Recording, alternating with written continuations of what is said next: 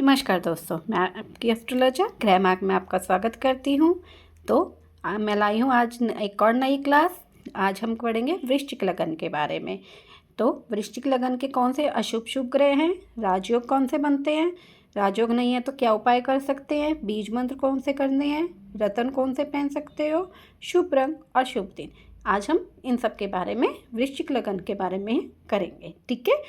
आप लोग मुझको अच्छे अच्छे कमेंट्स कर रहे हो, मेरी वीडियोस पे अच्छे लाइक्स आ रहे हैं, व्यूज़ आ रहे हैं। थैंक यू मुझको पसंद करने के लिए, मेरी वीडियोस को पसंद करने के लिए और मुझको और हौसला देने के लिए। तो चलिए आज फिर मैं आपको अच्छे से सरल तरीके से समझाती हूँ।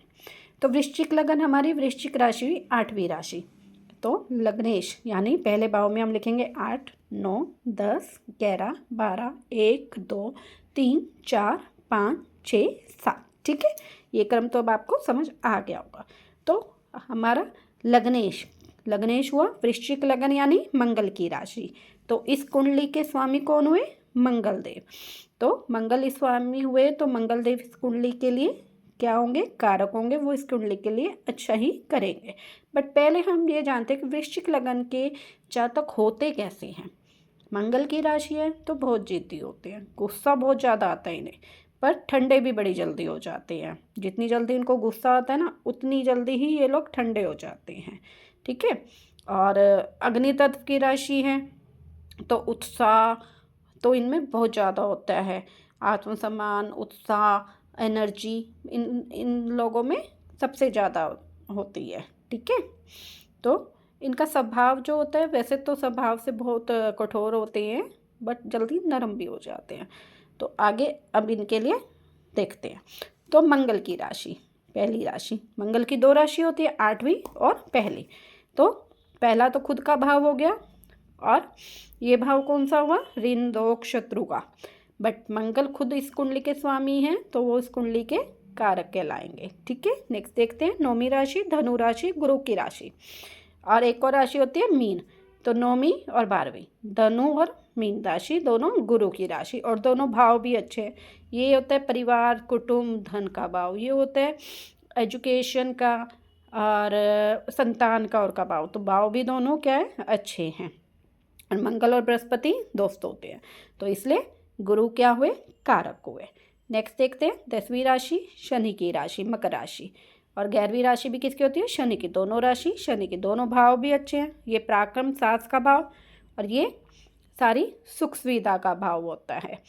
बट मंगल और शनि में बहुत शत्रुता होती है, दोस्त नहीं होते हैं ये। ठीक है। तो भाव अच्छे हैं पर शत्रु हैं, और दोनों ही भाव अच्छे हो गए तो ना तो फिर ये नेगेटिव रहे ना ये पॉजिटिव रहे, ये क्या हो जाएंगे? सम हो जाएंगे। ठीक है ना, क्योंकि 2 चीज़ मैंने क्या कहा है? 2 चीज़ अच्छी हो गई, दोनों भाव अच्छे हैं, बस एक चीज़ नेगेटिव है, तो इसलिए ये सम में आ जाएंगे, यानी ना तो ये मारक हुए ना कारक हुए। ठीक है। नेक्स्ट देखें। नेक्स्ट 12वीं कर ली, पहली कर ली, दूसरी राशि यानी वृषभ राशि, शुक्र की राशि। शुक्र की भी 2 राशि होती है, दूसरी और 7वीं राशि। तो ये भाव तो अच्छा है, विवाह का, पत्नी का। ये भाव अच्छा नहीं है, क्योंकि ये तो कोर्ट, असाइलम, जेल, हॉस्पिटल का भाव। और शुक्र मंगल के क्या है? शुक्र मंगल के दुश्मन होते हैं। तो एक भाव अच्छा है, एक भाव बुरा है, दुश्मन भी है, तो क्या कहलाए? बताओ बताओ। मारक। शुक्र इस कुंडली के मारक ग्रह हुए। ठीक है। नेक्स्ट देखते हैं 3री राशि, मिथुन राशि, बुध की राशि। और बुध की कौन सी राशि होती है? एक और कन्या, 6ठी राशि। ये भाव अच्छा नहीं है, मृत्यु तुल्य कष्ट का है, और ये लक्ष्मी का भाव। एक भाव बुरा, एक भाव अच्छा। और बुध और मंगल तो दोस्त भी नहीं है, बुध और मंगल दोस्त भी नहीं है, तो बुध तो क्या हुए? इस कुंडली के प्रबल मारक ही होंगे। ठीक है। नेक्स्ट देखें 4थी राशि, चंद्र की राशि। और चंद्र क्या है? भाग्य कौन सा है? भाव, भाग्य भाव बहुत अच्छा भाव है, भाव अच्छा है। चंद्र मंगल आपस में दोस्त भी हैं, तो क्या कहलाएंगे? कारक ग्रह। नेक्स्ट देखें सूर्य देव। सूर्य की राशि 5वीं राशि, सिंह राशि। भाव अच्छा, कर्म का भाव है, त्रिकोण में कर्म का भाव मिला है सूर्य को। और सूर्य और मंगल तो अच्छे दोस्त हैं, तो क्या होंगे? ये भी कारक ग्रह होंगे। तो तो अब इस कुंडली में कारक कौन कौन से हुए? मंगल, चंद्र, गुरु, सूर्य। शनि क्या होंगे? सम। और शुक्र और बुध क्या हुए? मारक ग्रह। ठीक है, समझ आ गया अब ये सब? चलिए अब राजयोग देखते हैं। पहला राजयोग तो यही कि अगर लग्नेश अपने भाव में लगन में बैठ जाए तो जातक को अच्छा राजयोग प्राप्त होएगा। ठीक है, सारी सुख सुविधा उसको प्राप्त होएगी। जमीन से जुड़ी सारी मतलब कि अच्छी, क्योंकि मंगल जमीन से जुड़ा होता है तो जमीन से जुड़ी सुख सुविधा, जमीन से रिलेटेड कुछ काम कर रहा है या जमीन से रिलेटेड कुछ भी करेगा उसको अच्छी तरक्की। दूसरा राजयोग शनि अपने राशि में बैठ जाए त्रिकोण में तो क्या होएगा?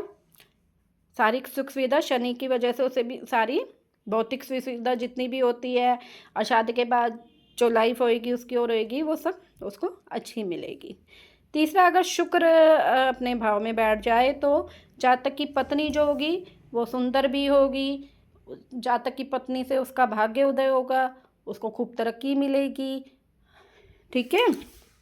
और चौथा राजयोग, अगर सूर्य अपनी राशि में बैठ जाए तो जातक को सूर्य की वजह से सरकारी नौकरी लग सकती है, सरकारी ज़मीन की या कुछ भी सरकारी रूप से उसको तरक्की मिलेगी। सरकार की तरफ से कुछ भी, मतलब कि जो सरकार रिलेटेड हुआ सरकारी, क्योंकि सूर्य सरकारी से रिलेटेड होता है तो उससे रिलेटेड उसको सारी सुख सुविधा मिलेगी।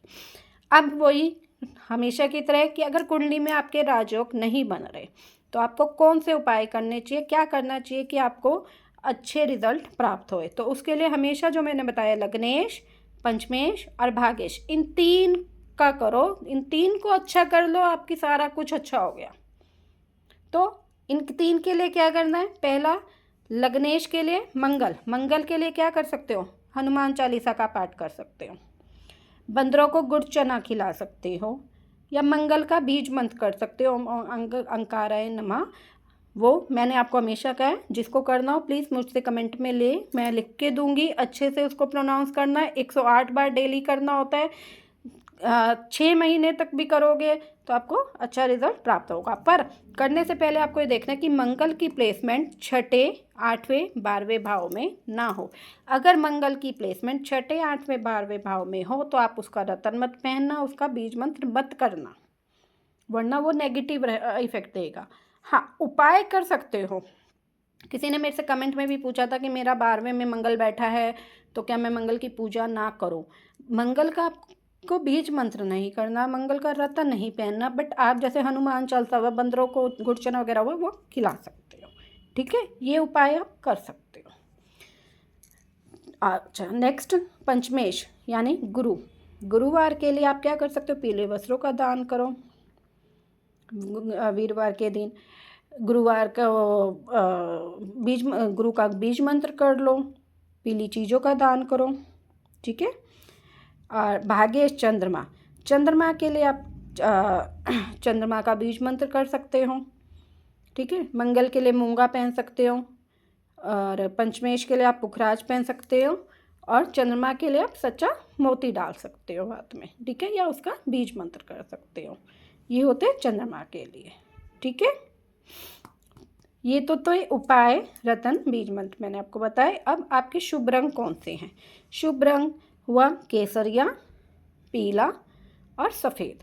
और शुभ दिन कौन से हुए आपके? मंगलवार, गुरुवार और सोमवार। ये आपके शुभ दिन हुए। तो उम्मीद है आपको अच्छे से सब समझ आया होगा। फिर भी अगर कोई डाउट है तो आप कमेंट सेक्शन में मेरे से पूछिए, और वीडियो पसंद आती है तो प्लीज़ लाइक, शेयर और कमेंट कीजिएगा, ताकि आगे भी मैं आपको इसी तरीके से समझा सकूं। बने रहिए ग्रह मार्ग पे। धन्यवाद।